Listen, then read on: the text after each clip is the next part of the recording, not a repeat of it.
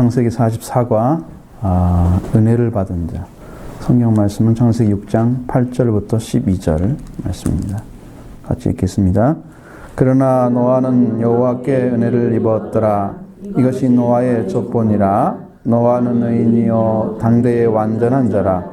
그는 하나님과 동행하였으며 세 아들을 낳았으니 셈과 함과 야벳이라. 그때의 온 땅이 하나님 앞에 부패하여 포악함이 땅에 가득한지라. 하나님이 보신즉 땅이 부패하였으니 이는 땅에서 혈육 있는 자의 행위가 부패함이었더라. 아멘. 여기에 내가 이제 반어를 쓸 때 사용하는 그러나를 사용했잖아요. 이걸 생각해 보면 왜 이 말을 사용했을까? 또 완전하게 서로 다른 이야기를 지금 해야 될 자리에 온 것 같아요. 사람이 하나님께 지음받을 때의 그 자리와 지금 타락한 자의 자리는 전혀 다른 위치입니다. 그래서 이런 위치에 떨어져 버리면 실상 사람은 어떻게 보면은 이제 여러분도 신앙생활 하지만 여러분이 때로 이런 생각 안 해요? 내가 구원받을 수 있을까? 이런 생각? 구원받을 수 있을 거라고 생각한 사람, 믿어지는 사람들은 아무 문제가 없지만 안 믿어졌는데 내가 구원받을 수 있을까 과연? 지금 여호와께 은혜를 입었더라. 여호와께 은혜를 입은 사람은 딱 한 사람 나오잖아요. 그 나머지는 전부 부패한 자고 타락한 사람들이에요. 자, 이런 사람들과 딱 비교를 했을 때 여기에 나는 지금 어느 자리에 은혜를 입어서 하나님이 편에 지금 서 있는 것 같고 하고 이 사람 서 있고 나머지는 이제 못 서 있는데 내가 지금 노아 편에 서 있는지 아니면 반대편에 서 있는 나 자신을 관찰해 볼 수 있냐는 얘기죠. 영적으로. 그렇게 많은 사람, 최소한 10억만 잡아도 10억 100억 사이라는데 10억만 잡아도 10억분의 1이잖아요. 그 자녀들은 부모를 따랐을 테니까 그냥 올라온 거죠. 그렇죠? 그러니까 노아가 500세대 때부터 자녀가 태어났으니까 그 자녀들이 태어나서 사는 삶은 100년밖에 안 돼서 100살밖에 안 먹었어요. 쉽게 말하면 제일 빨리 났어도 그렇죠? 바로바로 나왔든지 아니면 2, 3년 차이 나든지 그래서 셈과 함과 야벳이 이제 태어났잖아요. 이들도 결국은 여호와께 은혜를 입은 노아에게 배워서 하나님을 알게 된 거잖아요. 노아가 믿는 하나님을 그에 심어서 그들이 깨닫게 된 거죠. 하나님을 알게 된 거죠. 나머지 사람들은 하나님을 다 몰랐다는 것은 은혜를 입지 않았다는 것은 하나님과 관계가 없었다는 얘기니까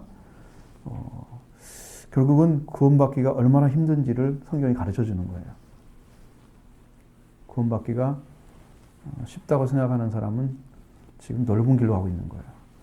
제가 이제 이렇게 은혜 받은 분들의 이야기를 자꾸 듣게 되면 무슨 생각이 계속 드냐면 정말로 깊은 은혜에 들어가는 것은 굉장히 힘든 일이구나. 찾기가 힘들구나. 찾기조차도 힘들어. 몇 사람이 되지가 않는 것 같은. 나름대로 은혜를 다 받았죠. 받고 막 은사 체험하고 능력 체험하고 성령 체험하고 이런 다 했을 사람이 많았을 거 아니에요. 완전한 진리 이제 하나님께서 이 땅에 예수님 통해서 주고자 하는 진리 가운데 들어간 사람들은 굉장히 소수라는 걸 알 수가 있어요. 굉장히 적습니다. 그래서 노아 시대와 같을 거다라는 얘기가 얼마나 상기되는지 여러분 정말 여호와께 노아 한 사람만 은혜를 입었다는 거 상상을 해보셔야 돼. 여러분이 구원이라는 것이 하나님 예수님은 모든 사람을 다 주러 오셨지만 모든 사람이 다 받지는 않더라는 거죠.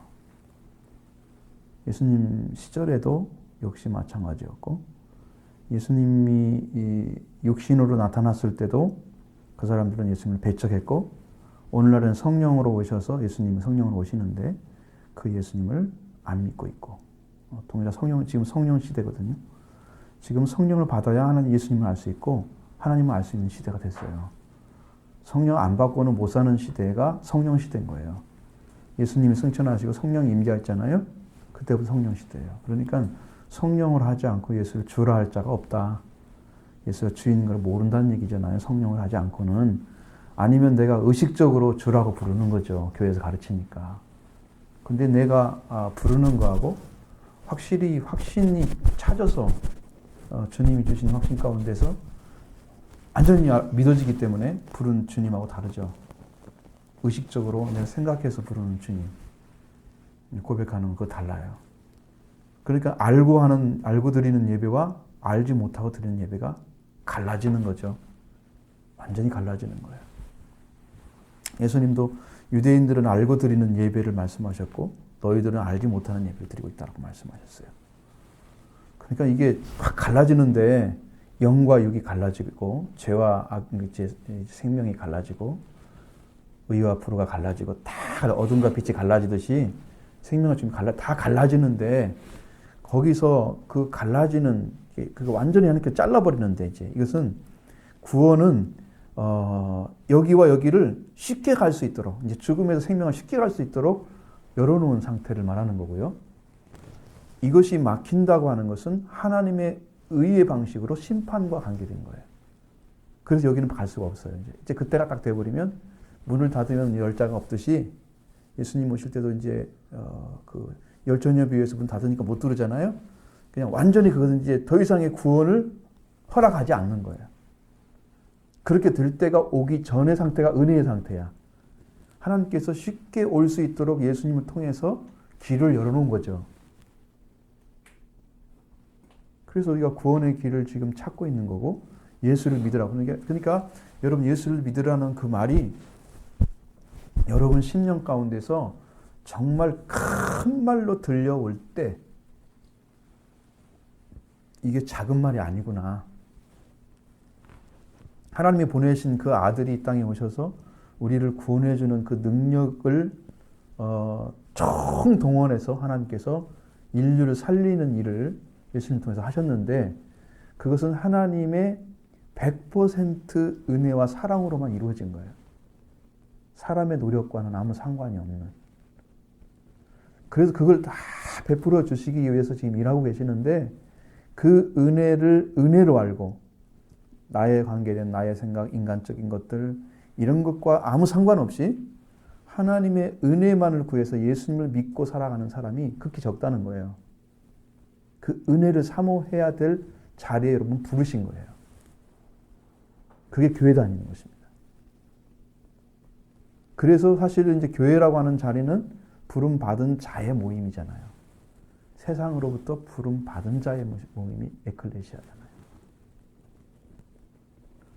그러니까 이게 진짜 우리들이 지금 교회를 이루고 있으면서 교회가 아닌 관계에서 교회의 역할을 하고 있는, 그러니까 주님이 강력하게 드러나기가 어려운, 주님이 주님으로서 능력을 가지고 이 인류의 주인으로서 드러나야 되는데 교회를 통해서 드러나기 어려운 일이 뭐냐면 교회가 아니기 때문에 세상으로부터 부름 받아가지고 하나님이 부르신 자의 자리에 들어와서 구원받은 자로서 삶이 여기서 지금 형성되어 가는 이것이 교회란 말이죠.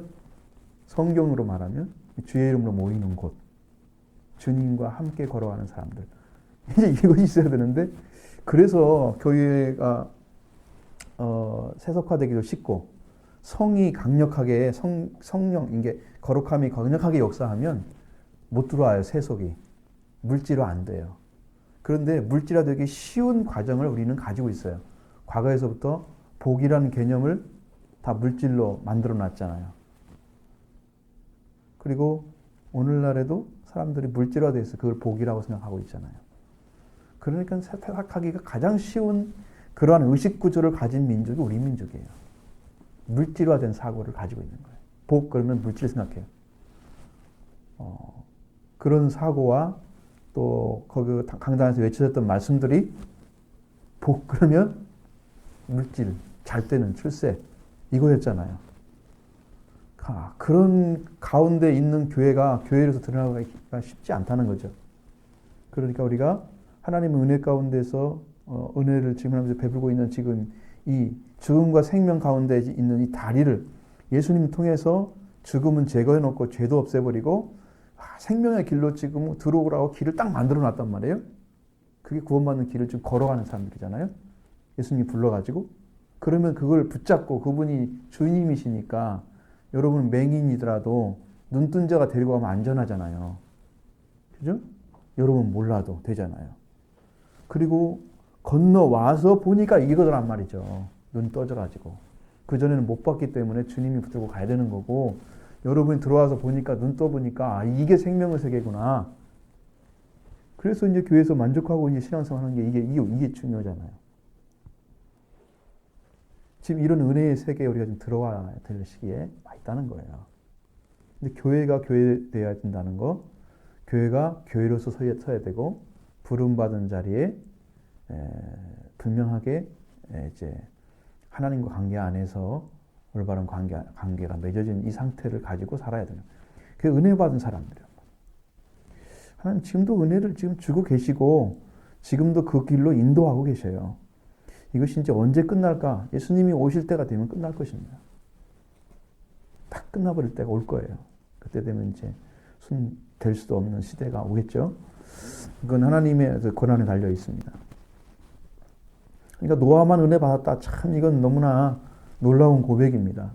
우리들도 여러분 수업 많은 교회들이 있지만 정말로 구원받은 자가 몇 명 안 된다 생각하는데 구원받는 자리에 꼭 서가지고 여러분들이 받은 이 정말 값진 구원 여러분이 누려서 참 은혜 가운데 살아가는 삶이 무엇인지 증거해야 되고 또 그런 삶이 다른 사람이 믿는 통로가 되어줘야 되는 예수 그리스도가 구주라는 사실을 증거하는 삶이 되어야 된다는 거예요.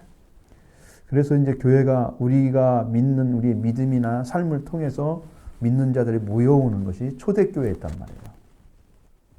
성경을 읽어보면 아시잖아요. 그들의 삶이나 그 사도를 중심으로 모여서 공부하고 찬양하고 감사하고 막 이런 거 있잖아요. 얼마나 열정적으로 막 역사를 하는지. 그런 교회가 우리가 이제 되어 가져야 이 교회가 되어져야 이제 이 교회를 통해서 하나님이 사용하시죠. 이 교회를 사용하셔서 정말 인류를 구원하는 어떤 그 방주로서 하나님 사용하실 거예요. 여러분의 은혜가 지금 얼마나 중요한지를 아셔야 되고요. 은혜의 통로를 지금 걸어가셔야 됩니다. 그건 예수님 의지하는 거예요. 여러분이 살던 사람이 이제는 주님을 위해 사는 거예요. 주님을 위해서. 그 주님이 확신된 주님을 말하는 거예요. 이건가 저건가 모르는 주님이 아니고 여러분과 관계 맺어진 그 주님, 그 주와 함께 걸어가는 삶이 돼야 된다는 거예요. 나를 위해 사는 자가 아니에요. 나를 위해 살게 되면 이제 그 삶이 결국은 이제 육을 위한 삶이거든요. 성경에서 보면 성령을 심으라 그러잖아요. 성령부터 영생을 거두리라. 육을 심으면 육으로부터 썩어진 걸 거두리라. 그러니까 심는다는 것은 삶의 과정을 얘기하는 거예요. 예수 그리스도 관계가 깊어지면 그를 통해서 맺어진 열매가 영생이에요. 그죠? 그 삶이 살아가면서 깊어지는 거예요. 살아가는 삶이 예수 그리스도 관계 없는 뭔가 그냥 교회를 즐기듯이 뭐 교회를 뭐 소속된 것에 대해서 뭐 살아가는 삶의 그런 것들을 즐기듯이 살아가면 안 되고 그것이 없어야 된다는 게 아니라 중심이 달라야 된다는 얘기예요. 우리는 여기에 맞춰져 있지만 그러나 삶은 하나님 나라를 향해서 가고 있는 주님과 갖고 있는 그 삶이 필요하죠. 그렇습니다. 그러니까 노아는 이렇게 이제 은혜를 입었는데도 불구하고 그에 대한 설명이 또 있잖아요. 의인이고 당대의 완전한 자라. 그렇게 또 노아에 대한 설명을 또 해놨어요. 그 노아가 얼마나 하나님을 향해서 가지고 있는 그 세계가 정확하고 분명한지 알 수 있습니다. 노아가 의인이란 말 사용해서 그 가고 있는 길이 굉장히 정확하기 때문에 인정받는 거예요. 의인이라고. 이게 표준에 합당한 길이 아니라면 이게 의인 될 수가 없어요. 그 가고 있는 길이 정확하게 하나님과 함께 분명한 길을 걸어가기 때문에 의롭다고 얘기해 주는 거예요. 그렇지만 않는 나머지는 다 불우한 거예요. 인간적인 거예요. 노아함은 그걸 얻었고 그리고 완전한 자라고 그랬어요. 다른 사람이 볼 때 무결, 흠이 없이 흠을 잡을래야 잡을 수가 없는 어떤 그런 부분들을 가지고 있어요. 영적으로. 사람들이 볼 때 흠없는 사람이네 이렇게 보일 정도의 그 삶과 의식세계가 달랐다는 것이죠. 그렇게 해서 그는 하나님과 동행했다는 말씀까지 쭉 들어가면 그의 삶이 얼마나 분명한 길을 걷고 있는가를 알 수 있죠. 그렇게 걸었습니다. 그리고 그러면서 앞에서 이제 5장이 또 나오잖아요. 31절, 32절에 500세 된 후에 셈과 함과 야벳을 낳았더라 이렇게 나오잖아요. 왜 그 얘기를 해놓고 여기서 이거 또 얘기할까라는 얘기예요. 셈과 함과 야벳이 어떤 중요한 역할을 할 거다는 것을 지금 이야기하고 있는 거예요. 또 한 번 거론해 주잖아요. 성경에 2번 기록하는 것이 별로 없어요. 어떤 이야기를 할 때 거의 한 번 기록해서 쭉 나가버리잖아요. 그런데 또 이야기를 해주는 거예요. 중간에. 셈과 함과 야벳을 낳았으니 세 아들이라 이렇게 얘기해 놓고요. 그때 노아가 지금 은혜를 입은 삶을 살아오고 있는 과정 속에 있는 그 가운데 그때에 온 땅이 하나님 앞에 부패했다라고 얘기합니다. 여러분 이 하나님과 동행하는 그런 삶에 살아가는 삶과 정반대에서 하나님 앞에 부패한 삶은 완전히 나눠지는 거잖아요. 그렇죠? 여기는 합칠 수 있는 부분이 전혀 없는 거예요. 그것은 전혀 다른 삶이기 때문입니다. 세속과 성스러운 삶은 전혀 다른 삶이에요. 질적으로. 그래서 우리는 하나님 앞에 부패했다라고 했다는 것은 불의를 행하고 있다는 것이고요. 그들은 의가 없다는 거예요. 전혀. 그리고 그들이 포악함이 땅에 가득했다라고 말씀하고 있을 정도로 그들은 학대가 심하고 사람들을 생명을 함부로 대하는 사람의 생명을 함부로 대하는 그런 세대. 사람의 생명이 귀하게 여김을 받게 만드는 것이 그게 교회이고 그게 은혜 받은 사람들이에요. 한 생명을 위해서 우리가 생명 걸잖아요. 때때로는 그런 것이 되는 거거든요. 근데 그 하나님 앞에 부패해서 포악함이 굉장히 이제 땅에 가득했다.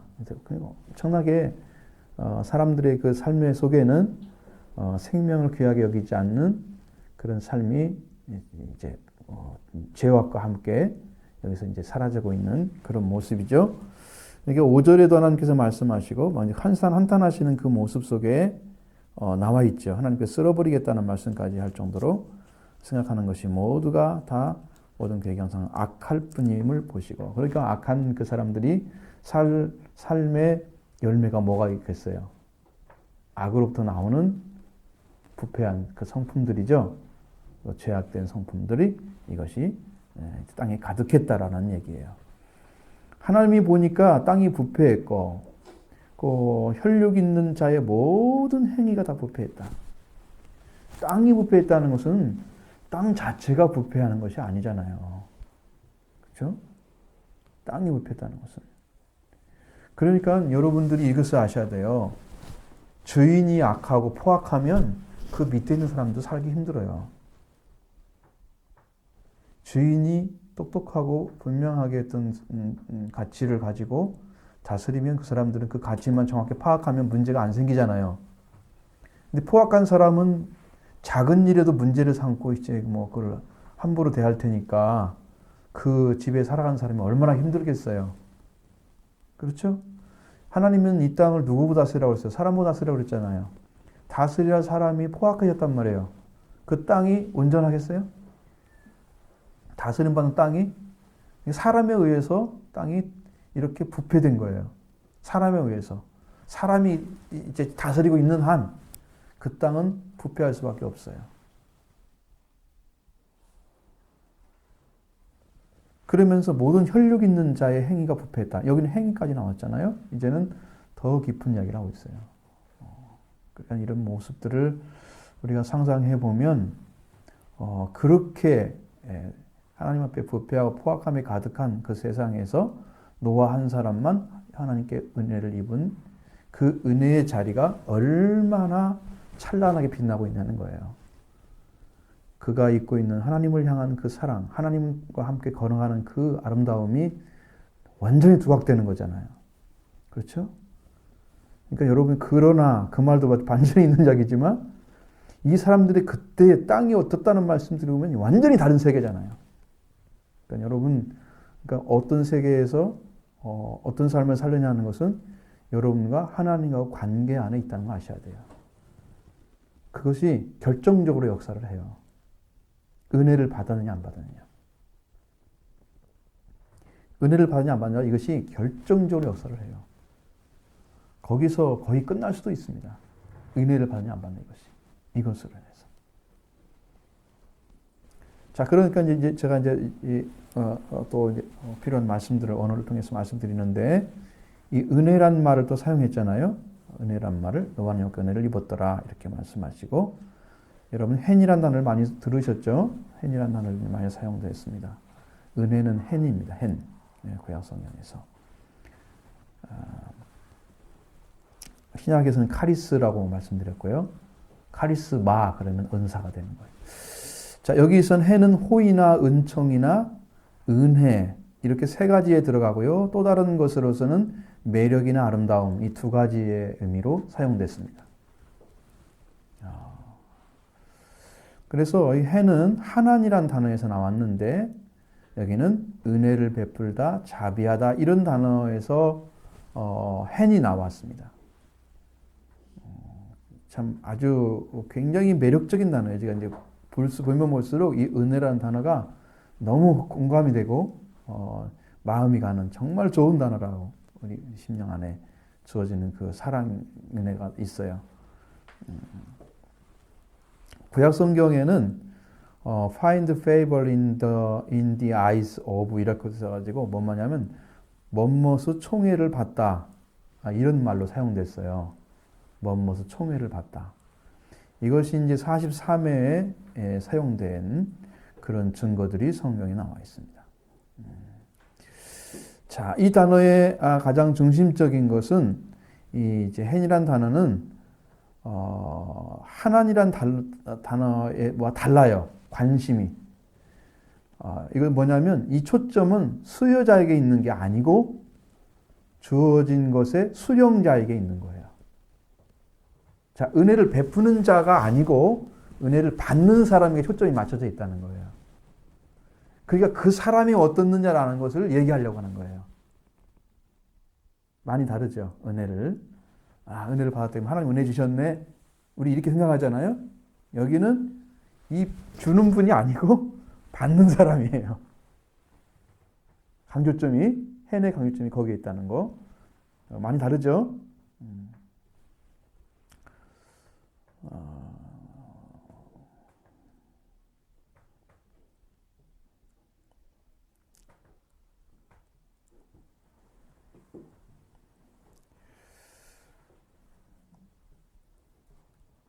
그래서 우리가 이 헨을 잘 이해를 하면 이제 하나님의 은혜가 누구에게 주어지는가? 여기 역시 이제 사람에게 주어지는 게 이제 하나님으로부터 주어지는데 받는 사람에게 강조점이 있다.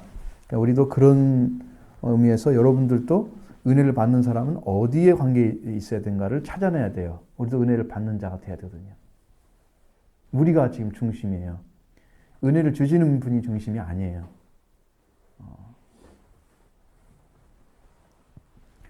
그러니까 많은 성경들이 이제 은혜 받는 주는 분 하나님과 관계를 집중하고 있잖아요. 그게 아닙니다. 여러분들이 은혜 받는 자의 자리에 나오셔야 된다는 것입니다. 나오셔야 돼요.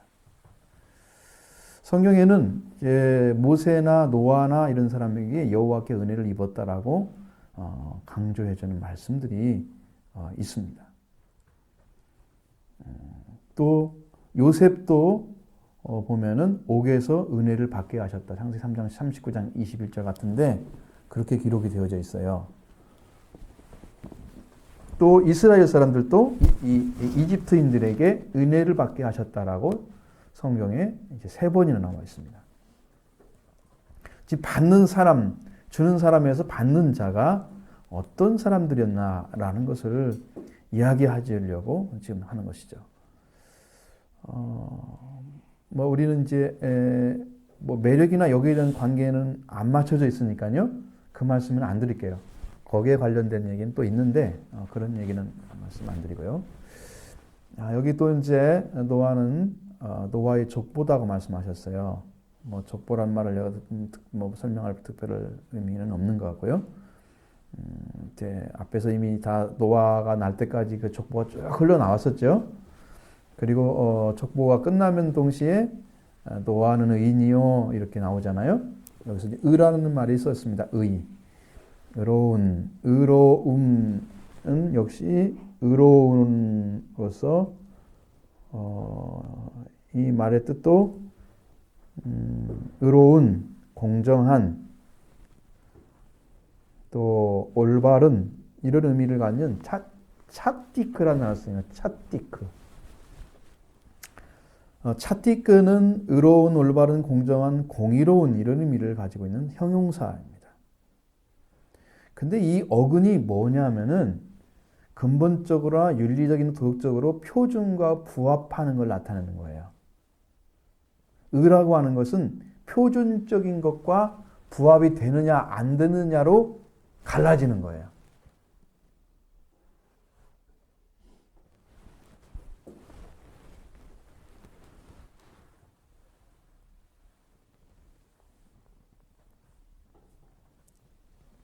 자, 그럼 차티크가 나왔는데 의로운 얘기인데 원래 이제 오늘 차데크라고 그러는데 의란 말은 차데크라고 그러는데 이것은 윤리적 도덕적 표준을 말하는데 성경에서는 뭐라고 하냐면 표준은 뭐냐면은 하나님의 성품과 뜻이 표준이에요. 그러니까 성경에서 하나님이 말씀하시는 말씀, 그분의 성품이나 그분의 뜻과 맞아서 살아가는 사람이 의로운 사람이에요. 제가 어떤 말을 했어요. 내가 하나님께서 우리에게 그러면 그 말씀에 맞춰서 나를 거기에 하나 되도록 살아가게 해주는 거예요. 내 의식과 삶을 전부 투자해서 내 삶을 거기다 놓는 거예요. 그래서 나는 영광로에 들어간 거죠. 그래서 내가 누구로 바뀌어요? 하나님의 말씀과 합해진 사람으로 바뀌어지는 거예요. 그게 의로운 사람인 거예요. 표준과 일치해야 돼요. 그 표준은 하나님의 성품과 뜻이다. 결국은 구약 성경은 여호와께서 의로우시다는 말씀을 말씀하시는 거예요. 시편 145편 17절 같은 경우에서 보면은 하나님 여호와께서는 그 모든 행위가 의로우시며, 그러니까 의로우신 분의 자녀로서 살려면 우리가 의로운 자리에 있어야 된다는 거예요.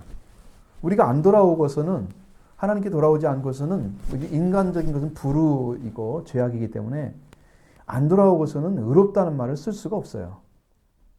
하나님의 말씀과 뜻에, 성품과 뜻에 합당하게 우리가 바뀌어져야 되는데 안 돌아온 사람이 어떻게 바뀔 수가 있어요? 회개가 없이 가능할까요? 불가능한 거예요. 의라는 것은. 응? 그러니까 반드시 마음을 다해서 하나님을 향해서 돌아오는 것이에요. 그러면 돌아온 자에게는 하나님이 은혜를 베푸시는 거예요. 그러니까 의인이란 말은 이미 돌아온 사람이란 뜻이잖아요. 여기서는요. 그렇죠? 이미 돌아온 사람이에요. 노아는 하나님께 돌아온 자였다는 것을 가르쳐 줍니다. 그것이 이제 의로운 사람이란 뜻이에요. 그리고 아까 말씀드린 것처럼 하나님의 성품과 뜻에 부합한 사람, 합당한 그 사람으로 자기를 삶을 거기다 맞춰 살아가는 거예요. 완전한 순종을 얘기하죠. 여러분 뭐 누구 말에 합당하게 살려면은 자기가 없어야 하잖아요. 내 생각 거기다 생각하고 뭐 이것도 생각하고 저거 생각하면서 거의 뭐 대부분 비슷하게 그 살면 안 되잖아요. 예? 비슷하게 살다가 망한 사람이 누구예요? 무슨 말하면 잘 안 듣다가 한번 또 이렇게 시키면 또 듣고 사무엘한테 말 잘 안 듣고 있는 사울왕 어느 순간에 저는 이렇게는 했잖아요. 그러면서 자꾸 변명하잖아요. 회개는 변명이 아닙니다. 무슨 뭐 설명해 달라고 한 것도 아니에요. 회개는 무조건 들어가야 돼요. 죄인으로. 회개하는 사람은요, 그렇게들 하는 거예요. 자기만 하면 회개 인정받지 못합니다. 그래서 이 체데크가 이제 그런 건데 신앙적 윤리적인 것이라고 그랬죠 아까. 그리고 도덕적인 거라고 그랬죠. 근데 그 이제 하나님 말씀이에요. 도덕적인 표준은 하나님의 말씀을 얘기하는 거고요. 그 다음에 여기는 윤리적이라는 측면은요, 상호 관련된 행위를 가리키는 거예요. 인간의 상호 간의 행위에 관련된 말이에요. 자 보세요. 여기서는 어떤 사람들은 이런 얘기 많이 하는데요. 이제 역시 그래도 의라고 하는 것은 하나님의 말씀에서 제시된 표준과의 일치를 통해서만 드러난다. 이렇게 정리를 하세요. 아시겠죠? 딱 하나로 딱 말해서 하나님의 의는 하나님 말씀에서 제시된 표준과의 일치를 통해서만 드러나는 것이다. 저 사람이 의롭다, 올바로 살았다 그러면 얼마나 그 일치하기 위해서 자기를 꺾어버리고 내려놓고 순종에 들어갔는가. 그러니까 행위가 완전하다 그런 의미가 아니에요. 행위가 완전하다 그런 것이 아니고 말씀 앞에 돌아와서 거기에 맞춰 살기 위해서 자기를 버리고요. 순종에 들어가는 거예요. 구약적인 의미는 많이 다르죠. 그래도 이것이 이제 이렇게 의롭다함을 받거나 이런 의에 들어간 사람들은 하나님께 보면 성경에 보면 버림받지 않았어요. 구원받았습니다. 이것은 구원이 가능하다는 것은 하나님의 말씀과 관계에서 그렇게 했기 때문이에요. 예수 그리스도가 한 사람 한 사람 속에서 일을 하셨죠. 우리가 보이지 않지만 구약적인 의미에서 아브라함에도 함께 하시고 모세도 함께 하시고 그래서 다 구원의 길을 열어놓으시고 말씀에 순종한 자들 이렇게 말씀에 의로운 자로 돌아와서 순종한 자들에게 은혜를 베푸시고 그 다음에 이제 구원을 주시는 완전한 구원까지 들어간 사람들입니다. 자, 의로운 사람은 대인관계에 있어서 하나님의 명령을 준행하고 공동체의 평화와 번영을 유지하기 위해서 힘쓴다 그래요. 여러분 의로운 자리에 돌아온 사람들의 삶은요, 하나님의 명령을 준행하고 있는데 그것이 공동체와의 관계에 평화를 만들어가고요, 번영을 유지시키는데 힘쓰게 돼 있어요. 참 어려운 거예요. 그런데 노아 같은 사람이 의를 가지고 있었는데 왜 안 됐을까요? 그 많은 사람들이 왜 안 돌아왔을까요? 돌아와야 맞잖아요. 그럼 노아같이 하나님의 은혜를 사모하거나 그 길을 걸어가려고 한 사람들이 전혀 없었다는 거예요. 그러니까 말을 전해도 안 먹혀 들어오면 버림받는 거예요. 그 사람들은. 심판에서 영원히 버림받는 길도 있어요. 성경에는 노아 이전의 사람들에게 예수님께서 그 지옥에 들어가셔서 선포하셨다 말씀 나오잖아요. 그래서 이제 보면은 그게 3장 19절인가요? 그 말씀에 보면 나오죠. 이제 플라케라는 단어를 사용하는데 그것도 역시 지옥이라고 말해요.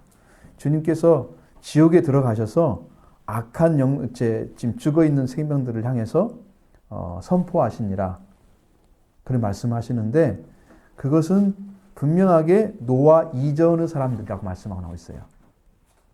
노아 이후의 사람들에게서는 하나님이 그런 말씀도 예수님께 전하지 않았다는 거예요. 노아 이전 사람들이 포악해서도 다른 사람보다는 훨씬 더 덜 했을 거라는 생각이 들어요. 그렇게 말씀하셨다는 것이 그 구원인가? 이것에 대해서는 우리는 확신할 수 없어요. 성경이 불의한 자, 지옥 간 자도 구원한단 말은 안 나오기 때문입니다. 한 군데도. 응? 안 나와요. 그렇기 때문에 그 말은 못하죠. 그래서 하나님 말씀에 순종하고 있는 사람들은 이런 가치를 가지고 일을 하는 거예요. 하나님 말씀에 순종함을 가지고 하나님의 의에 선 사람들은 공동체의 평화와 번영을 유지하기 위해서 힘쓰는 자들이 된다는 거죠. 차디크에 대해서 쓰면 굉장히 중요한 말들이 굉장히 많습니다. 근데 여기다가 그 말씀을 여러분 다 말씀해 드리기는 너무 방대하고 크기 때문에 제가 다 말씀 못 드리고요.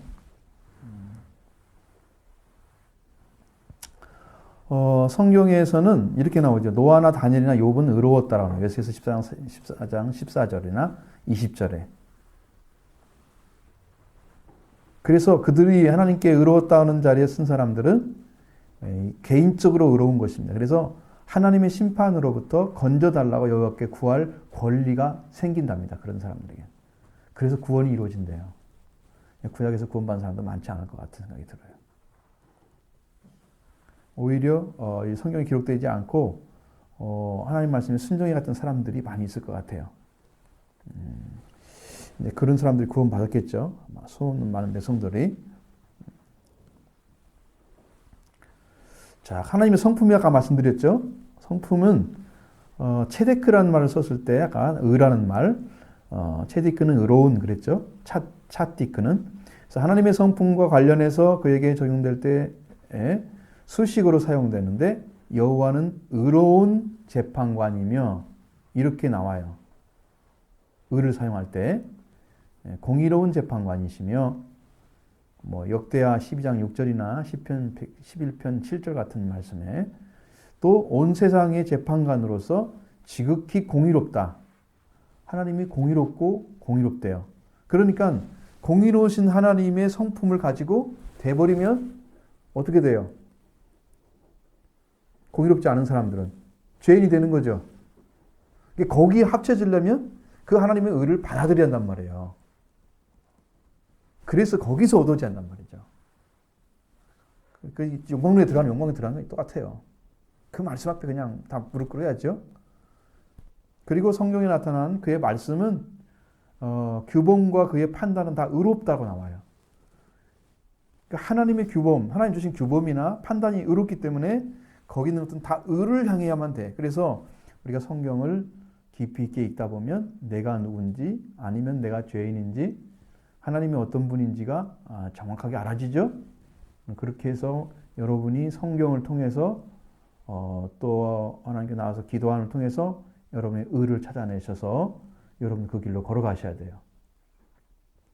노아가 기도를 많이 했다든가 아니면 그런 게에서는 전혀 성경에 안 기록되어 있잖아요. 그러니까 하나님께 동행했단 말 속에는 아마 그게 들어있을 것 같아요. 그것이 동행이란 말 속에서는 들어있을 것 같아요.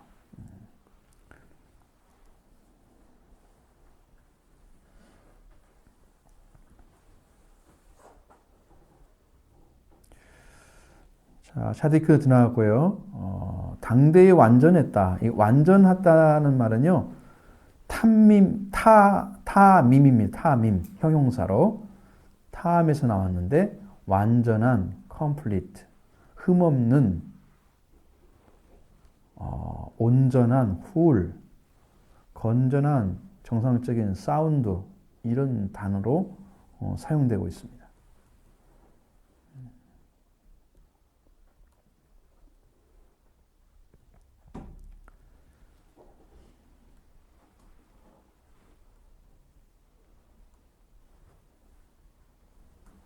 근데 많은 사람들이 잘못하면 완전하다고 할 때는 사람들의 완전함을 생각할 수도 있어요. 이 사람들에게 완전하다는 말은 궁극적으로 완전하다 그 얘기가 아니에요. 100% 하나님처럼 완전하다 이런 얘기가 아니라는 거죠. 우리는 하나님과 비교할 수가 없어요. 그래서 노아는 탐밈, 완전하다고 하는 것은 뭐냐면은 당세에 비난할 여지가 없는 blameless in his time. 그의 시간대, 그 당시에, 그는 욕을 먹지 않았다는 거예요. 비난받지 않았다는 거예요. 그 당시에. 비난할 여지가 없는 사람을 말하는 거예요. 당신이 완전하다는 의미는. 사람들이 딱 봤을 때, 비난할 수가 없네, 자본할 수가 없네, 흠을, 이거 있잖아요. 그런 삶을 살아갔다는 거예요. 그것이 이제 이제 노아가 가지고 있는 삶의 완전성인데,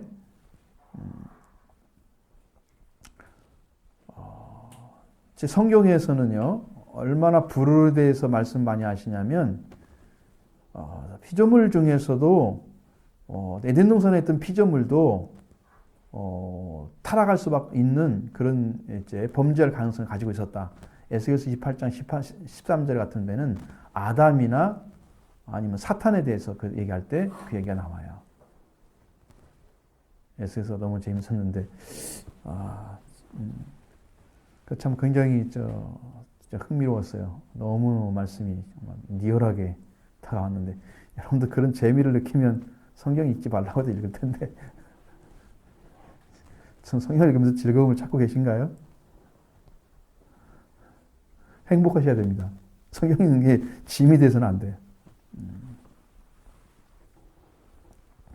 동행했단 말을 사용합니다. 또 동행했단 말은 할라크입니다. 동사입니다. 동행하다, 가다 오다, 걷다 이런 세 가지 의미를 가지고 있습니다. 가다 오다, 걷다.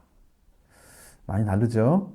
근데 여기서는 그 세 가지 의미지만 구약 성경에 사용된 내용들을 쭉 보면은 그보다 훨씬 많은 한 10가지가 넘어가요. 가다 오다, 걷다, 떠나다, 나아가다, 계속하다, 지나가다, 행하다, 생활하다, 여행하다, 흐르다, 추방하다, 파괴시키다, 돌아다니다, 함께 가다, 교제하다. 여기 함께 가다 나오잖아요. 교제가 나오잖아요. 이 단어 여기 되는 거예요. 함께 가다. 할라크가 여기에 관련된 것입니다.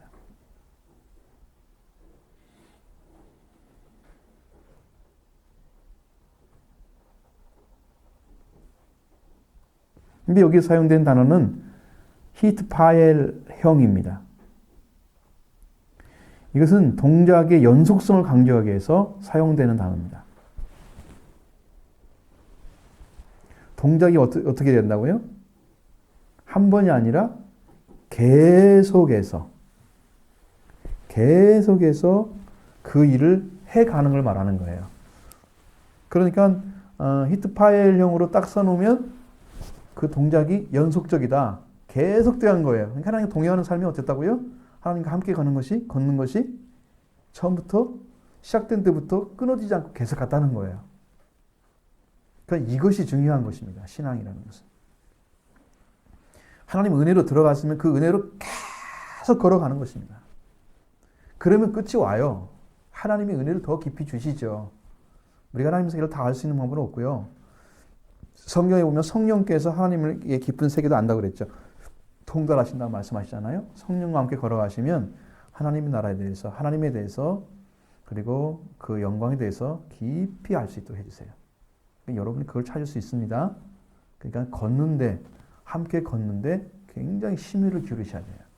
시작했는데 중간에 흔들렸다가 내가 이렇게 해서 좀 흔들렸다 돌아왔어. 이 사람 자랑스럽게 얘기하지만 그것은 아니에요. 성경에 그런 사람이 정말 크게 됐다는 말씀은 없어요. 예수님이 그 탕자 비유는 죄인을 구원하는 것을 보여주기 위해서 그 사랑을 변함되지 않는 사랑을 보여주기 위해서 말씀하신 게 목적이지 처음부터 끝까지 있었던 큰아들이 잘했어요. 사실은. 그게 더 중요한 것입니다. 우리는 탕자가 크게 되니까 그를 더 크게 보이잖아요. 저는 그렇게 생각 안 했어요. 처음부터 끝까지 나는 한 번 믿으면 끝까지 간다 그래서 그런 생각을 하고 저는 믿기 시작했거든요. 중학교 3학년 때입니다. 뭐 알겠어요? 근데 그때 중심에서 나는 믿음까지 간다. 그런 생각을 했어요. 그러니까 지금까지 왔잖아요. 그러니까 변함없이. 그러니까 우리 믿음은 하나님 말씀으로 출발하고 하나님과 함께 예수 그리스도와 함께 걸어가면서 근데 그때부터 어떤 생각을 했냐면 저는 고등학교 때부터 시작해서 이제 저는 하루 내내 예수님만 생각했습니다. 예수님도 잘 몰라요. 성경을 읽어봤자 그 이해력이 얼마나 되겠어요, 그때. 그렇죠? 여러분 생각하지만 중학생, 고등학생들이 이해력이 얼마나 뛰어나요? 성경 읽는다고 알아듣겠어요, 얼마나? 말씀 들으면 뭐 다 바로바로 이해가 되나요? 그렇지 않잖아요? 그런데 내 마음속에 예수님이 계속 살아계신 거예요. 살아계신 분들은 있는 거예요, 마음속에. 변함없이. 그래서 그 은혜가 완전한 은혜가 올 때까지 그냥 큰 은혜를 받을 때까지 계속했습니다. 그런 은혜를 하나님께서 베풀어 줬기 때문에 제 신앙이 그 어려운 중에서 신학교 가기 전에 한 8년 정도를 굉장히 헤맸는데 그건 제가 갈 수 있는 여건이 안 돼요.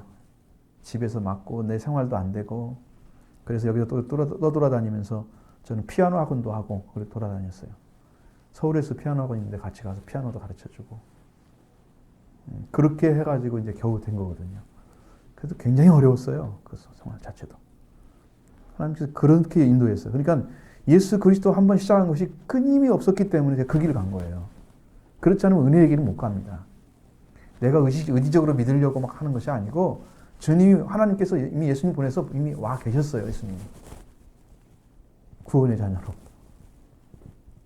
그래서 제가 언젠가 여러분에게 말씀드린 것이지만 우리 교회에 이제 그때 지금 이윤우 목사님이 계시잖아요. 중앙교회에.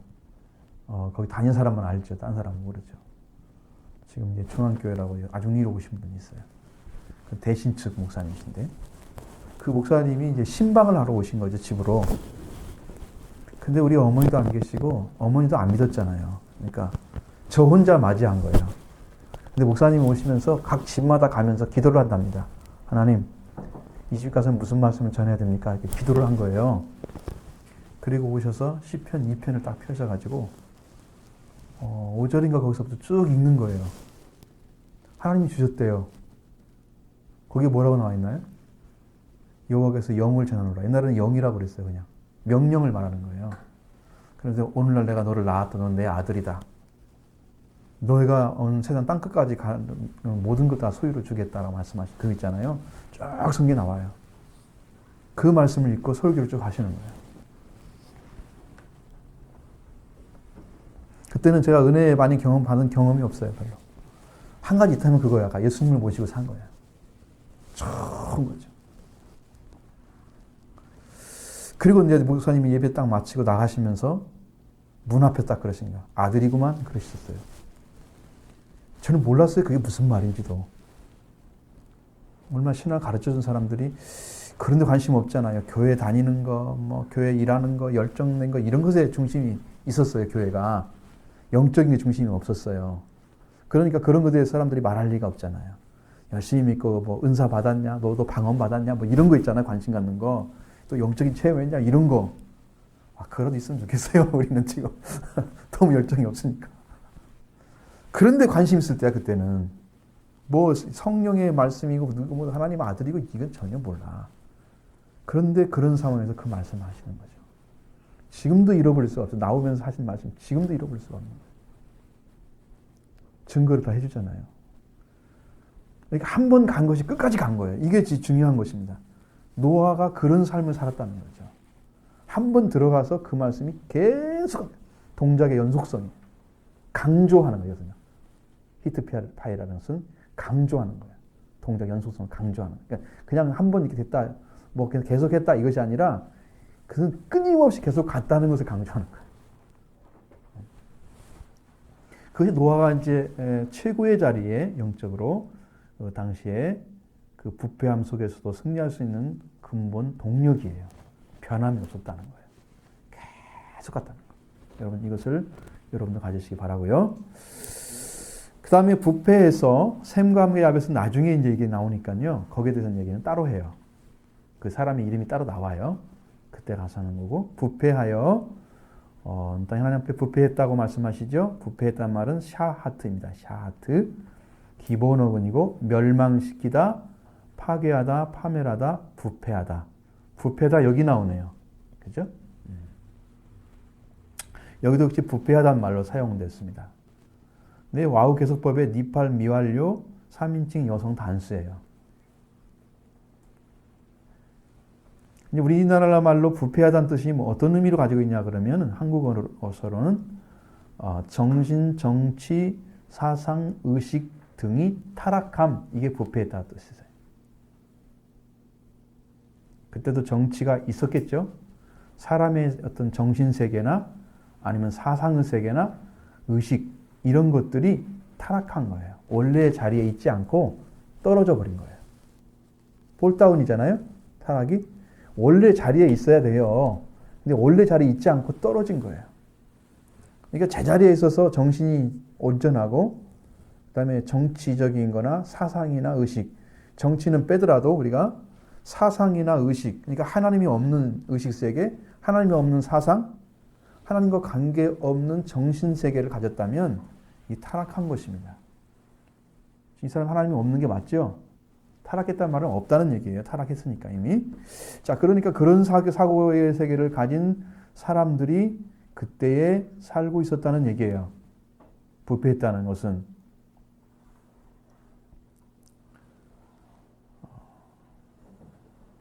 그리고 포악했다라고 말씀하고 있죠.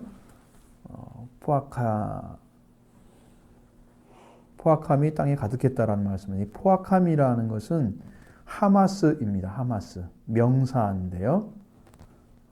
하마스라는 단어에 이제 형만 좀 바뀌어서 하마스는 똑같은데 이게 이제 장모음 중에서 긴 장모음이 또 있어요. 히브리어는. 그리고 장모음이 있고 모음이 있고 장모음, 모음 이제 그렇게 있는데 여기는 이제 장모음이 이제 마스의 마자가 이제 모음으로 바뀌어요. 장모음이 아니고. 그러면 하마스, 해를 끼치다, 폭행을 가하다, 포악하게 다루다. 이런 세 가지란 단어를 가지고 여기 쓰였는데 여기는 폭력, 난폭, 부당행위, 불법 이런 말이에요. 악. 자, 폭력, 난폭, 부당행위, 불법, 악. 여러분 이게 여기 분명히 드러나는 것처럼 폭력이나 난폭함이 있었을 것입니다. 나는 그렇게 생각해요. 그들이 가지고 있는 세계, 하마스.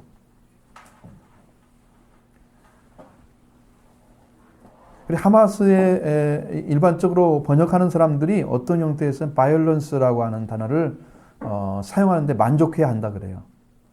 폭력으로 가득한 세상, 포악했다는 말은 폭력으로 세상에 가득했다라고 얘기합니다. 힘센 사람이 힘 약한 사람들을 지배하면서 그 밑에 두려고 하는 거죠. 그래서 폭력이 필요한 거잖아요. 그 힘이, 폭력은 좋은 힘이 아니잖아요. 그렇죠? 폭력은 쓰지 말아야 할 자들에게 써서 힘을 가해서 더 고통스럽게 하고 자기 밑에 피지배자로 만들어버리는 그런 데 사용되는 그런 말이잖아요. 폭력은. 폭력의 그런 나쁜 의미이기 때문에 이 폭력을 가지고 허용을 사용했다는 것이죠. 이 단어는 어떤 의미를 가지고 있냐면 극도의 악함을 나타내는 그런 단어입니다. 극도의 악함을 나타내는 단어입니다.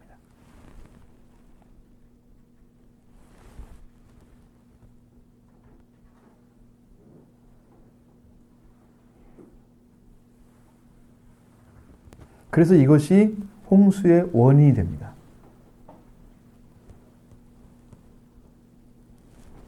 좀 더 정확해졌죠?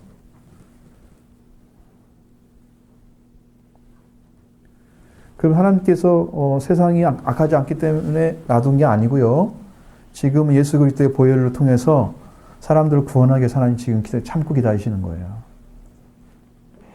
그것을 모르고 하나님께 참는 것을 당연한 것처럼 생각하고 사람들이 정신 안 차리고 살아가는 이때가 말세예요. 하나님이 예수님이 오실 때가 되면 사람들이 믿음을 보겠느냐. 믿음이 없다는 그 예수님 말씀하셨어요.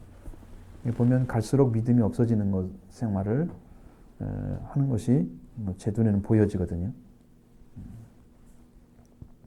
저렇게 살면 안 되는데 라고 생각하는데 그렇게 살고 있어요. 그리고 말을 해도 안 듣잖아요. 고쳐지지 않죠. 결국은 이제 우리가 이 신앙생활은 내 생명이 구원을 받느냐, 내 생명을 영원히 죽음에 던지느냐 이것이 결정되는 아주 중요한 일인데 이것이 하나의 어떤 자기와 그게 깊은 관련이 없는 것처럼 사람들은 그렇게 바라보고 있습니다. 신앙을. 땅을 치며 후회하려 해도 그때 지나면 소용없습니다. 여러분들은 그렇지 않고 구원을 받아서 축복 속에 꼭 사시기를 바랍니다. 절대로 그렇게 들어가면 안 되겠죠. 절대로 안 됩니다. 저한테 이런 말씀을 들은 분들이 한 사람도 빠짐없이 다 하나님에 들어가야 돼요. 자, 이제 폭력에 대해서 말씀드렸고요. 마지막에 이제 정리하고 마치도록 하겠습니다. 여호와께 은혜를 입었다. 헨이란 단어 사용했죠. 헨이란 단어는 그냥 사용한 게 아니고요. 여기는 호의란 말도 있었다고 그랬죠. 원래 구약적인 의미에서 바라보면 은혜는 헨이란 단어를 사용하는데 하나님께 대해서는 경건한 생활을 하면서 고생하고 있는 사람에게 하나님께 호의로서 주어지는 것입니다. 그게 은혜예요. 자, 여러분이 하나님께 대해서 정말 하나님과 집중해서 경건한 삶이라는 것은 세속화되지 않고 하나님만을 중심으로 해서 모든 삶에 초점을 맞춘 사람들이에요. 경건한 삶은. 근데 그 삶이 살아가기 쉽지 않아요. 그게 고생스러워요. 그렇지만 그걸 포기하지 않고 끝까지 가는 사람에게 하나님은 은혜를 베푸시는데 그 은혜를 베푸신 받은 자가 은혜 받은 자예요. 그 사람이 헨 받은 사람이에요. 여러분 포기하지 마십시오. 끝까지 가셔야 합니다. 이제 구약적인 거 신약은 달라요. 카리스라는 단어는 좀 다르지만 경건하고 의로운 자에게 주시는 것이 조건입니다. 그래서 노아는 경건하고 의로운 삶을 살았던 것을 우리가 알 수 있죠. 보통 삶이 아니었습니다. 노아는 누군가 의인이었다. 하나님을 향해서 뭐라고 그랬어요? 표준에 부한 사람이죠. 윤리와 도덕적 면에서 하나님의 성품과 뜻에 합당한, 예? 그렇죠? 하나님 표준, 하나님이 의로운 분이시면 나도 의로운 자리에 서야 되고 하나님이 원하시는 것을 순종해 드릴 줄 아는 그 자리에 쓴 사람, 의로운 자였어요. 그 다음에 당대의 완전한 자였다. 하나님과 관계에서 그는 흠이 없이 살았다. 비난을 받지 않을 정도의 삶을 살았다. 다른 사람이 함부로 대할 수가 없죠. 그런 사람은 비난받지 않을 정도로 그의 성품과 삶이 온전했다. 하나님과 동행했던 사람이었습니다. 이 말씀은 여러분이 교제한다는 말씀 드렸죠? 그리고 함께 걷다는 말씀 드렸죠? 거기에서 우리 같이 걷는 거예요. 하나님과 함께 걷는 것은 하나님께서 주시는 음성과 함께 따라가는 것입니다. 음성을 듣는 것이 하나님을 보는 거예요. 예수님을 본 자는 아버지를 보았어요. 예수님 말씀하셨죠? 요한복음에서 14장에 그러잖아요. 도마가 아버지를 보여달라고 그러잖아요. 나를 본 자는 아버지가 어찌나 달라지냐. 예수님이 하신 말씀이 아버지를 나타낸 것이었어요. 그래서 노아는 하나님을 중심으로 사는 자고 하나님의 음성을 듣고 순종하며 하나님과 함께 걸었었다. 그렇기 때문에 노아가 이러한 죽음의 땅, 부패 땅에서도 은혜를 입은 유일한 사람으로 살았던 것을 가르쳐 줍니다. 부패한 땅은 어떻습니까? 온 땅이 부패했다 그랬죠. 포악을 가득했다 그랬죠. 혈육 있는 자의 행위가 다 부패했다고 말씀하고 있습니다. 혈육 있는 자, 하나님의 영이 없는 사람들이죠. 하나님의 영이 없는 사람들. 그 행위가 부패했다. 그러니까 이 사람들은 개인이나 집단적으로 도덕적인 정신적으로 타락한 자리에 서 있는 사람들이에요. 스스로 이제 그런 삶을 살아갔던 거예요. 그래서 포악했다는 것은 말씀드린 것처럼 그들은 폭력을 휘두르는 아주 폭력 를 중심으로 살아가는 그런 극악한 죄악을 저질렀던 극에 달한 죄악을 저질렀던 그런 사람들의 모습이다. 그러니까 우리는 그런 삶을 생각해 보면 여러분 그렇게 험한 세상에서 은혜를 입을 수 있는 길이 뭐가 있겠어요? 그렇게 험한 세상에서 그 모든 것들을 고생스럽지만 참고 이겨야 되겠죠. 그냥 못 지나가죠. 사람들이 노아한테 시비 안 걸었겠어요? 너만 잘 믿냐? 너만 믿냐? 여러분 그런 말 들으면 굉장히 힘들죠? 혼자만 잘 믿는 척 하고 있어. 그럼 되게 욕 같잖아요. 응? 얼마나 그런 말 많이 들었겠어요. 노아가. 끝까지 간 것입니다. 이사야서 26장 3절에 보면 주께서 심지가 견고한 자를 평강에 평강하도록 지켜주신다. 왜냐하면 그가 주를 신뢰함이기 때문이다. 이렇게 말씀하고 있습니다. 심지가 견고한 자가 중요합니다. 여러분은 마음에서 어느 순간에 절망이 옵니까? 예수를 믿다가. 절망할 때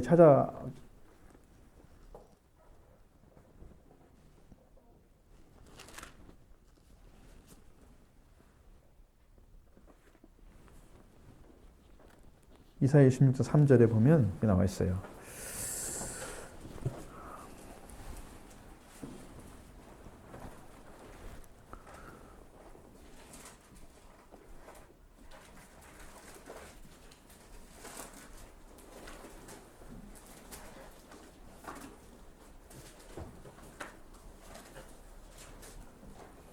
사절도 너무 좋은 말씀이죠. 3절 한번 읽어볼까요? 주께서 심지가 견고한 자를 평강하고 평강하도록 지키시리니 이는 그가 주를 신뢰함이나이다.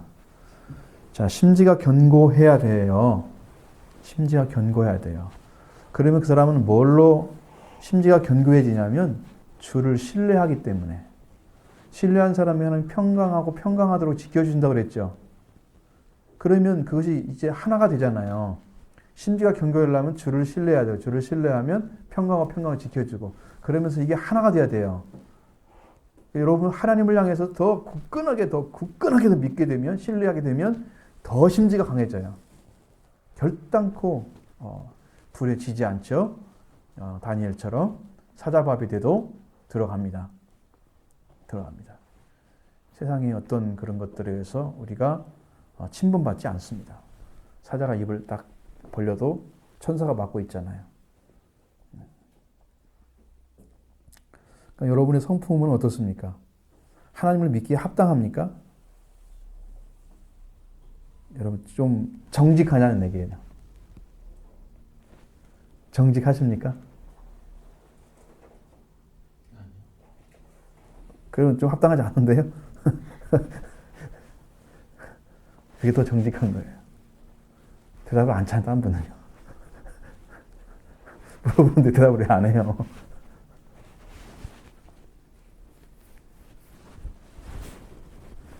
그러니까 이제 앞으로 이제 정직을 가지고 성경에서 이제 그걸 중요하게 여기니까 여러분은 그걸 찾으셔서 자리에 서셔야 돼요.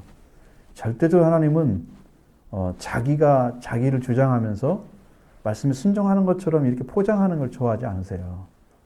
네? 순종하는지 안 하는지 모르게 이거 싫어하신다니까요.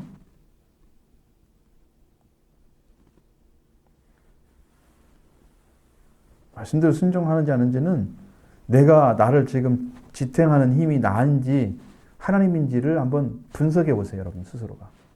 내가 하나님을 중심으로 하나님 나를 지도하도록 나를 그냥 다 100% 맡기고 있는지 아니면 내가 나를 인도하기 위해서 내 의지나 내 생각을 이걸 사용해서 뭐 연구하고 생각하고 하면서 막 이렇게 하면서 하나님 도와주세요 이렇게 하고 있는지 근데 방법을 찾지 말라는 뜻이 아니라 그 모든 방법이 있어도 하나님께 의지하고 의탁해서 하나님이 말씀하신 대로 걸어가면 그게 하나님께 의탁하는 거예요. 방법을 안 찾고 있다는 얘기가 아니고 근데 그것도 안 듣고 잘 하나님 말씀 안 하신다고 마음대로 생각대로 이게 믿어지니까 그냥 이렇게 하자 그런 거 있잖아요. 자기가 결정하고 생각하고 자기가 결정하고 생각하고 나가는 거. 그건 아니라는 거예요. 하나님을 기쁘시게 하려면 말씀이 주어지는 대로 주시는 대로 정말 그대로 따라가려는 중심이 하나가 되어야 돼요. 말씀하고. 그랬을 때 하나님이 일을 하시는 거예요. 여러분도 자녀들이 조금만 잘해도 좀 기쁘지 않나요? 하나님도 여러분이 조금만 순종해도 하나님 굉장히 기뻐하십니다. 정말 기뻐하세요. 그래서 노아 성품은 좀 진실하고 고든 성품이에요. 노아는. 그렇게 보면은 끝까지 같은 거 알 수 있겠죠. 동행했단 말을 그가 가지고 있는 성품이 바로 그것이다 라는 것이죠. 하나님의 음성을 듣고 하나님의 말씀을 가진 자가 돼서 그 말씀과 함께 동행하시고 하나님은 그 성품을 통해서 일을 하고 계시는 거예요. 성품이 일을 하는 거예요. 하나님 사용하셔서. 예수님이 온유하고 겸손하다 그랬죠. 그 성품을 사용하셔서 하나님 일하신 거예요. 하나님의 말씀이 날카롭게 지적하고 배척하고 평가하고 이렇게 막 사람들에게 좀 고통을 주는 그런 분이 메시아였다면 인류를 구원하지 못했을 겁니다. 왜? 그 하나님 말씀이 그렇게 안 나타나야 된단 말이에요. 하나님 지금 구원으로 보내신 거잖아요. 근데 그걸 다 지적하고 같이 싸우고 막 논쟁하고 그렇게 해서는 안 되잖아요. 말씀은 주어서 순종하는 자에게 따라오지만 그렇지 않은 자에게는 십자가를 치고 가시에 찔리면 찔리고 창에 찍히면 찍히고 그래서 그걸 다 받아주어서 그럼에도 불구하고 안 믿으면 하나님 어쩔 수 없지만 그렇게 하면서 자기들의 죄를 회개하도록 하시기에 자기 다 죽은 거예요. 자기를 내어준 거란 말이에요. 그렇게 해서 회개를 시켰단 말이에요. 예수님의 사랑이 그거란 말이죠. 그걸 받아들일 수 있는 준비가 되면 그 정도 되면 신앙이 진짜 진실하죠.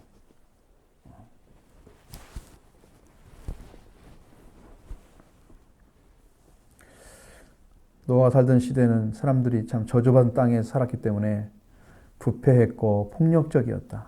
참 굉장한 참 죽음의 땅이죠. 생명을 참 유지하기 힘든 그런 상황에서도 은혜를 입고 승리한 사람이 노아의 모습입니다. 여러분 은혜 받기 위해서 어떤 일을 하고 계십니까? 노아처럼 은혜 받기 위해서 살아가는데 아니면 은혜를 받는 경험을 말씀하시면 더 좋고 이렇게 이런 상황인데 이렇게 됐더니 하나님께서 이런 은혜를 주셨더라 이런 고백을 할 수 있는 혹시 그런 거 있으면 말씀하시면 좋겠네. 예.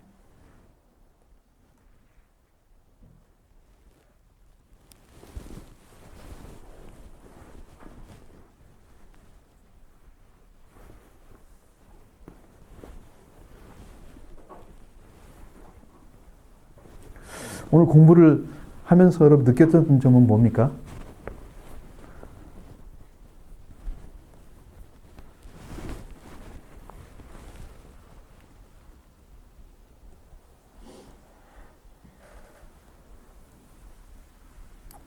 조용해도 좀 문제가 있어요. 조용히 다 좋은 건 아니더라고요.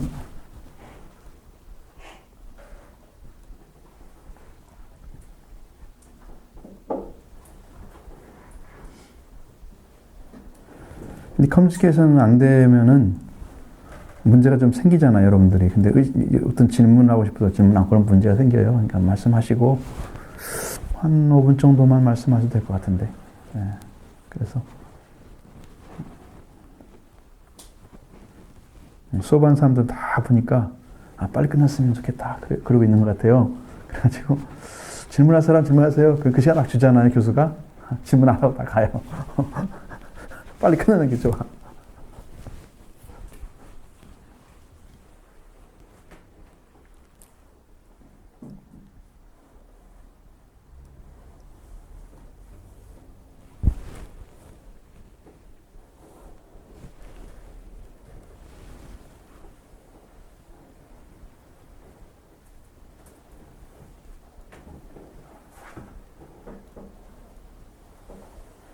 그러니까 옛날에 공부했던 거하고 별 차이 없어요?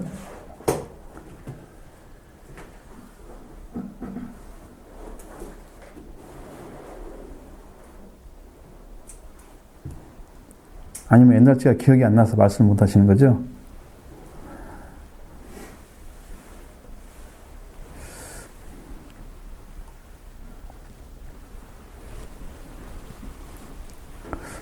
지금 시대는 어떤가요? 지금 시대는 좀 이런 게 좀 적나요? 폭력 이런 게? 사람들이 조금 더 악해진 느낌이 드는데요. 많죠? 일하시는 분이니까 알죠? 술 먹은 사람 경찰 들어오면 어떻게 해요? 많죠? 그때는 좀 권위를 줘야 되겠어요. 경찰들도 좀 탁 해서. 사법권의 힘을 좀 보여줘야지. 그냥 막 욕하고 그래도 경찰들은 욕도 못하고 의도 맞는다면서요? 그 말 듣고 나 깜짝 놀랐어요. 미국 같은 데는 어림도 없어요. 폭력 쓰면 같이 때려버리잖아요. 정당방위 성립되잖아요. 한국은 너무 형편없어요. 법을 좀 강화시키고 시민들 의식도 좀 바꾸고 좀 그래서 이렇게 들어가면 의도 맞는구나. 내가 마음대로 해도 되는 게 아니구나. 좀 이거 심어줘야 돼. 할 말씀 있으면 해보세요. 아무 말이라도. 정의롭고 공의로운 게 사라진 지 오래됐어요. 그죠. 거의 안 보이죠. 그런 게 있었죠. 양심적인 부분이나 이런 것들이요. 이게 물질화된 폐악이고요. 한 가지는 정신 문화가 깨진 거예요. 물질로 다 망해버렸어요, 한국이. 그리고도 지금도 잘 살아야 된다고 맨날 그 얘기만 하는데 더 잘 살면 우리나라는 더 문제 생겨요. 왜냐하면 정신적으로는 개발이 안 됐거든요. 정신적으로는 후진국 중에 후진국이에요. 돈 쓰는 거 보면은. 사이비 종교단체도 많잖아요. 그렇죠. 이제 그것이 이제 의미가 있죠. 이런 성경을 이렇게 함부로 해석해가지고 다른 진리를 안 가르쳐 주니까 사탄이 다 이용하는 거예요. 사탄이 이용받는 거예요. 아니, 교회도 사탄의 이용은 안 받지만 귀신의 역사가 많아요. 올바른 진리를 안 가지고 막 현혹하는 거, 그거 다 문제 심각해요. 우리는 이제 교회가 구원받는 길을 안내해주는 그 큰 부분을 이제 이 땅에 사명으로 좀 세워져 있잖아요. 그렇기 때문에 교회가 잘 서야 되고, 그런 부분이 생기면 참 눈물로 기도해서 목사님을 세워서 하나님 복음을 증거하는 그분이 되도록 해야 되고, 같이 싸워서 되지 않잖아요. 그 다른 분이 오신다고 그래서 또 그분보다 더 나쁜 사람 오면 어떡해요? 괜찮으면 몰라도. 그게 보장이 없잖아요. 다 분명 목사님마다 장단점이 다 있더라고요. 이제 그것으로 되는 건 아니더라고요.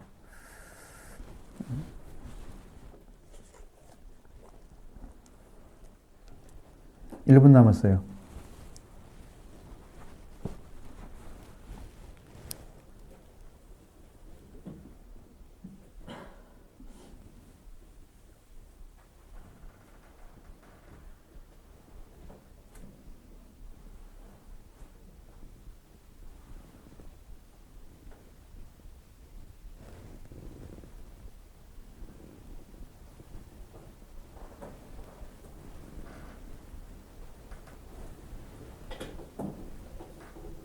사막의 단비처럼 은혜가 내려오면,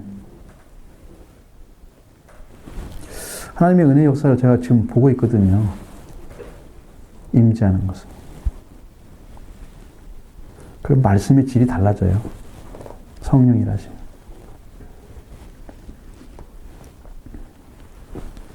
자, 1분 지나갔습니다. 여러분 말씀 안 하셔가지고 테스트 보겠습니다.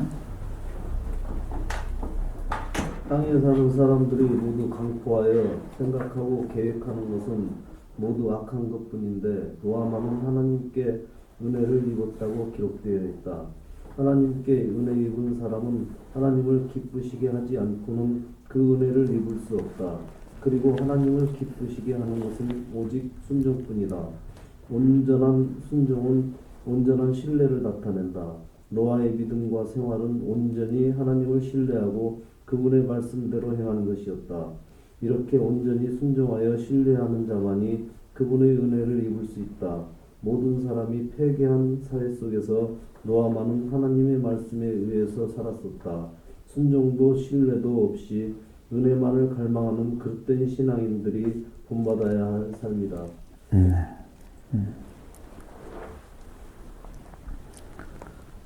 노아 당시의 삶의 모습을 이제 그대로 얘기해 주는 거죠. 그리고 앞에서 생각하고 계획하는 것들이 모두 악이었다라는 말씀도 들었죠. 6장에서. 그리고 그런 삶 속에서도 노아는 하나님께 여호와께 은혜를 입었다라고 말씀하고 있는 거. 비교가 되죠. 철저하게 비교가 되면서 노아가 얼마나 온전하게 하나님을 신뢰하고 있었는가를 보여주는 것입니다. 그리고 은혜를 입은 사람은 하나님을 기쁘시게 하고 은혜를 입을 수 없다고 말씀하시는 거. 하나님을 기쁘시게 한다는 그 자체만으로도 벌써 그의 중심은 다르죠. 하나님을 바라보는 시각이나 어떤 그 포커스만 이게 다 달라요. 하나님을 바라보는 세계가. 그래서 여러분 하나님께 대해서 특별한 마음을 가지셔야 돼요. 여러분도. 그냥 일반적으로 하나님 대하는 것처럼, 세상 부모 대하는 것처럼, 세상 사람 대하는 것처럼 이런 똑같은 마음을 가지고 하나님을 대하시면 안 되는 거예요. 그냥 일반 마음으로, 보통 마음으로. 하나님은 특별하게 대해야 될 분이세요. 우리 여러분들이. 구별해서 아셨죠? 마음을 드릴 때도 생각도 그렇게 드리시기 바랍니다. 그래서 하나님이 우리를 받으시도록 하셔야 돼요. 우리를 받으시도록.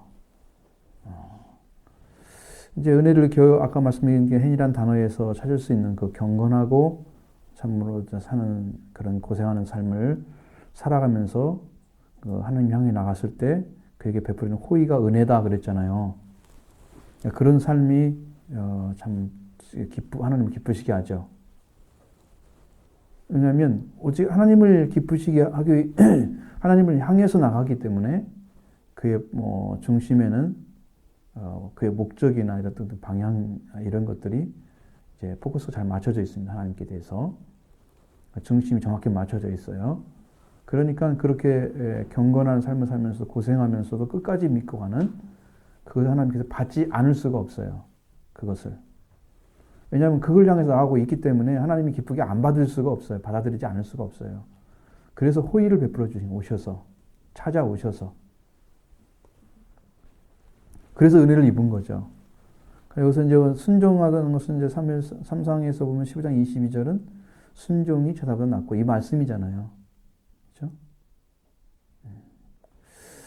그러니까 이런 것은 이제 조금 이게 격이 잘 안 맞죠. 이 말씀하고는.